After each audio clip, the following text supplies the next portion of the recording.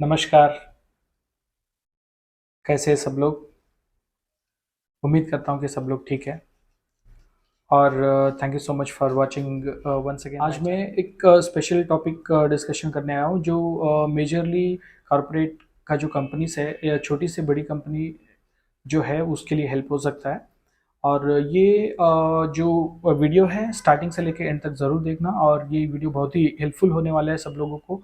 और ये इस वीडियो को लेके अगर कुछ भी गुंजाइश है या कुछ क्वेरीज है तो related please drop me in a comment box. और वो चीज़ मेरे को भी हेल्प होगी सीखने के लिए, और आप लोगों को भी हेल्प होगी बहुत ही अच्छे से। और क्या होता है कि छोटे छोटे पॉइंट्स जो रहते हैं मैं भी मिस कर जाता हूँ, और आप लोग भी जब देखते हो तो अगर वो पॉइंट को लेके कुछ क्वेरीज है तो please ping me in the comment box, तो ताकि मैं भी उसके ऊपर करेक्शंस कर सकूँ और आप लोगों को भी कुछ सॉल्यूशंस दे सकूँ। जहाँ तक मेरे को पता है, मैं वो ये वीडियो सिर्फ बनाने का यही मकसद है कि मेरे को जहाँ तक पता है मैं आप तक शेयर कर सकूँ। चलिए दोस्तों, अभी ये स्टार्ट करते हैं कि छोटा सा टॉपिक है जो लंबा वीडियो मैं नहीं बना पाऊंगा, क्योंकि टाइम का कंसिस्टेंसी रहती है, तो उसके हिसाब से मैं ये वीडियो छोटा सा बना रहा हूँ कि जो भी छोटे छोटे कॉन्ट्रैक्टर्स है उनके लिए ये हेल्पफुल हो। और हो सकता है कि मैं आपको इससे भी अच्छा आगे टॉपिक कवर करके दे सकूं। बेसिक रिक्वायरमेंट जो है वो मैं आपको बता दूंगा, और ये टॉपिक ये रहेगी कि ई प्रोक्यूरमेंट क्या होता है, और ई प्रोक्यूरमेंट में आपको कैसे रजिस्ट्रेशंस करना है। मैं ये तो नहीं बताऊंगा कि फ़ोटोज़ डालो और आपको हाईलाइट करो, सिंपल सा मैं डिक्टेट करना चाहता हूँ कि आपको कैसे रजिस्ट्रेशन करना है और कैसे आपको बेसिक रिक्वायरमेंट क्या है। बहुत सारे वीडियोस आपको यूट्यूब में मिल जाएगी कि यू पोर्टल में रजिस्ट्रेशंस कैसे करने हैं, उसको देख के आप सीख सकते हो। और मैं ये बताऊंगा कि ई प्रोक्यूरमेंट में रजिस्ट्रेशन होने के बाद आप टेंडर्स कैसे लेते हो, टेंडर्स लेने के लिए रिक्वायरमेंट क्या है। तो टेंडर्स तो बहुत सारे लोग फिल करते हैं, और कई कई लोग बिडिंग करने के टाइम पे फेल भी हो जाते हैं। तो उससे अच्छा है कि पहले अपने को जो बेसिक रिक्वायरमेंट है ई प्रोक्यूरमेंट ग्रुप में रजिस्ट्रेशन होने के बाद टेंडर भरने के लिए बेसिक रिक्वायरमेंट है वो क्या रहेगी। देखो, तो क्या होता है कि ये छोटी छोटी चीज़ों को लेके हम लोग अगर पहले से ही सॉर्टेड आउट है, तो उसके बाद जब टेंडर्स फिल करने के लिए कैसे सबमिशंस करना है वो दिक्कत नहीं आएगी। तो रिक्वायरमेंट्स के बारे में लेके हम लोग ये वीडियो बना रहे हैं। कोई फर्दर एडिशनल डिस्प्ले नहीं होगा, जो वेबसाइट में कैसे जाना है वो कैसे करना है वो सब प्रॉपर डिटेल्स इसमें नहीं रहेगी। सिर्फ मैं ये डिक्टेट करूंगा कि इनिशियल रिक्वायरमेंट्स आपको क्या रहेगी for filling a tender and submission of the tenders. तो चलिए दोस्तों, अभी स्टार्ट करते हैं ई प्रोक्यूरमेंट। ई प्रोक्यूरमेंट को अगर आपको स्टार्ट करना है, जाना है वहाँ पे फिल करना है, अगर आप रजिस्टर्ड ही नहीं हो ई प्रोक्यूरमेंट में, तो ये एक सेंट्रलाइज्ड प्रोसेस है जो contractors all over the India contractors इसमें रजिस्टर्ड होते हैं ई प्रोक्यूरमेंट में। जनरली क्या होता है, छोटे छोटे कॉन्ट्रैक्टर जब स्टार्ट होते हैं ना, तो उनको पता नहीं रहता है कि कैसे हम लोग प्रोजेक्ट ले, कहाँ से प्रोजेक्ट ले, और कौन हम लोग को प्रोजेक्ट देगा, और लीड्स कहाँ से मिलेगी हम लोगों को, ये उनका एक क्वेरी रहता है। तो इस वीडियो के बाद आपको वो क्वेरी पूरा क्लियर हो जाएगी और डाउटफुल नहीं रहोगे। तो कैसे आपको लीड्स लेनी है, कैसे आपको काम लेनी है, इसमें आपको पता चल जाएगा। देखो, इसमें क्या होता है कि जनरली जो भी कॉन्ट्रैक्टर्स होते हैं वो मेन इंपॉर्टेंटली काम ढूंढते हैं, कहाँ से कौन हम लोग को काम देगा। तो गवर्नमेंट ने ऐसा एक वेबसाइट है जो बहुत सालों से चल रही है, और सबको जो मेजर कंपनीज है उनको पता रहेगी कि ये वेबसाइट का इम्पोर्टेंस क्या है। तो ई प्रोक्यूरमेंट एक सेंट्रल गवर्नमेंट का एक वेबसाइट है। उस पर आप जाइएगा www.eprocurement.com या .in, उसमें जाइएगा। आप वहाँ पे जाने के बाद आपको डायरेक्टली यहाँ पे पता चल जाएगा कि कैसे आपको वेंडर का एनरोलमेंट करना है। वेंडर एनरोलमेंट के लिए मैं बेसिक डॉक्यूमेंट्स आपको बताऊंगा। तो उसमें आपको जनरली आपका जो कंपनी का मेल आईडी होना चाहिए। मेल आईडी मोस्ट इंपॉर्टेंट है, कंपनी का मेल आईडी और आपका कॉन्टैक्ट नंबर। उसके बाद अगर आपके पास एमएसएमई सर्टिफाइड है, एमएसएमई सर्टिफिकेट आपको वहाँ पे लगेगा, वहाँ पे आपको अपलोड करनी पड़ेगी ई प्रोक्यूरमेंट जो पोर्टल है वेंडर रजिस्ट्रेशन में। एक बार आप एनरोलमेंट हो गए तो उसके बाद आपको प्रेफरेंशियल दिया जाएगा कि कोई भी एमएसएमई सर्टिफाइड कंपनी है तो उसको पहले प्रेफर दिया जाता है, और वो उसका 15% का जो टेंडरिंग का जो फ्लक्चुएशन है वो एमएसएमई में मैनेजेबल हो सकता है, और होता भी है। ओके, तो इसमें क्या होता है, आप मेल आईडी कॉन्टैक्ट नंबर्स दोनों हो गए, इसमें वो हो गया। उसके बाद आपका कंपनी का जो रजिस्ट्रेशन हुआ है वो कंप्लीट एड्रेस लगता है बेसिकली, ये चीज़ रिक्वायरमेंट है।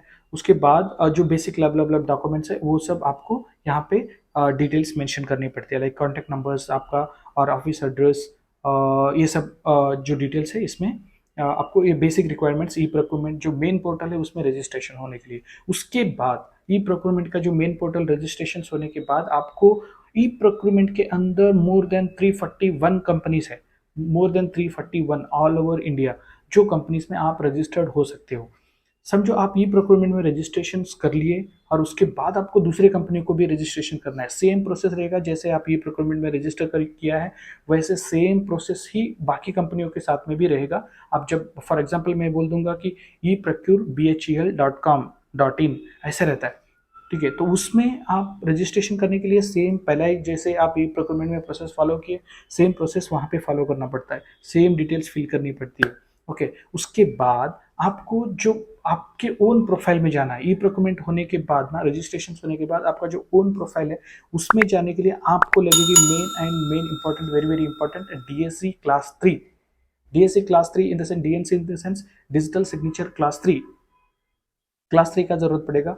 आप अगर टेंडर लेना चाहते हो तो प्लीज़ आप पहले आप डिजिटल सिग्नेचर क्लास 3 का सर्टिफिकेशन ले लें।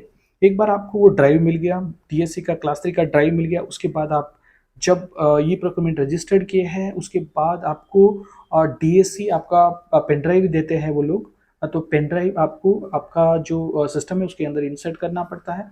इंसर्ट करने के बाद मेन इंपॉर्टेंट आपको ये ध्यान रखना है आपके अंदर मोजिला सॉफ्टवेयर जो है वो इंस्टॉल्ड होना चाहिए। मोजिला जो है वो जावा को रन करता है, जावा सिर्फ मोजिला में ज़्यादातर रन होता है और उसमें मेजरली कुछ प्रॉब्लम्स नहीं आती है, आप आराम से उसमें इंसर्ट करके काम कर सकते हैं। जब आप डीएससी क्लास 3 सर्टिफिकेट अपलोड कर दोगे उसके बाद आपको गाइड किया जाएगा कि फर्दर आपका जो मेन ब्लू कलर का जो डैशबोर्ड है वो आ जाएगा। कोई भी XYZ कंपनी जो ई प्रोक्योरमेंट में रजिस्टर्ड है उसके अंदर जाके आप फिर उसके अंदर आप टेंडर सर्च कर सकते हो। उसके अंदर आपको पता चलेगा कि कौन सा टेंडर चल रहा है, एक्टिव टेंडर चल रहा है, वो उसका start date, end date, bid submission date कब है, वो सब आपको उसमें डिटेल मिल जाएगा। एक बार उसके अंदर आप डॉक्यूमेंट्स डाउनलोड कर लिए, ई टेंडर का जो नोटिफिकेशन है वो डाउनलोड कर लिया, नोटिस पढ़ने के बाद आपको जो रिक्वायर्ड डॉक्यूमेंट है उसमें पता चल जाएगा कि क्या क्या रिक्वायर्ड डॉक्यूमेंट है। देखिए दोस्तों, उसमें मेजरली क्या होता है कि कोई भी टेंडर्स भरने के लिए आपका टैक्स रजिस्ट्रेशन सर्टिफिकेट चाहिए, ओल्ड पीओस चाहिए, ठीक है, आपका जो HSSC का क्राइटेरिया जो फॉलो करना है, HSSC में आपका पॉलिसीज वगैरह पूरा डिटेल्स रहना चाहिए, और उसके बाद आपका ITR रिटर्न्स 3 इयर्स का या 2 इयर्स का, मिनिमम 2 इयर्स का ITR रिटर्न्स लगेगा, वहाँ पे बैलेंस शीट लगेगा, प्रॉफिट लॉस का पूरा डिटेल्स लगेगा। उसके बाद आप various types of work orders जो रहते हैं आपके पास वो पूरा डिटेल्स आपको लगेगी वहाँ पे। वो सब अपलोड होने के बाद आपको जो NIT में दिया रहता है, जो टेंडर नोटिफिकेशन में जो डिटेल्स दिया रहता है वो पूरा डिटेल्स आप उसमें भर के, उसमें क्या रहता है ना, बिडिंग का 2 पॉकेट्स होते हैं। आप जब जाओगे ना बिडिंग का, जब डिटेल में आप वेबसाइट पे पढ़ोगे और डिटेल में बिड सबमिशन के लिए जाओगे तो 2 पॉकेट्स रहता है, एक तो टेक्निकल, एक कमर्शियल। एक जो टेक्निकल होता है उसमें आप सिर्फ ये जो टर्म्स एंड कंडीशन डॉक्यूमेंट जो रहता है वो पूरा single file as per series wise करके उसके अंदर अपलोड करना पड़ता है, जैसे टेक्निकल में हो गया। जो फाइनेंशियल रहता है, जो कमर्शियल या फाइनेंशियल जो रहता है उसके अंदर सिर्फ एंड सिर्फ वो बिडिंग का जो डिटेल्स रहता है वो आपको अपलोड करना पड़ता है, वो सिंपल सा है, ठीक है। तो ये दोनों अपलोड होने के बाद आपको पूरा डॉक्यूमेंट्स जाके आपको फ्रीज करना रहता है। फ्रीज कर दिया तो आपको मतलब क्लोज हो सकता है, आपका बिडिंग जो है वो क्लोज हो जाएगा, ठीक है। तो ऐसे करके आप जब आपका बिडिंग ओपन होगा, डेट दिया रहता है टेंडर नोटिफिकेशन में, वो डेट डाल के आप बिडिंग पूरा सबमिशन करके क्लोज कर सकते हैं और ट्रैक कर सकते हैं कि EMD वगैरह भर के आप बाद में ट्रैक कर सकते हैं, ठीक है। ये सिंपल सा प्रोसेस है, मैंने बता दिया आपको, तो प्लीज़ इसको फॉलो कर लीजिएगा, और अगर कुछ डाउट्स हैं तो please drop me in the comment box, I will clear it up. Okay, thank you.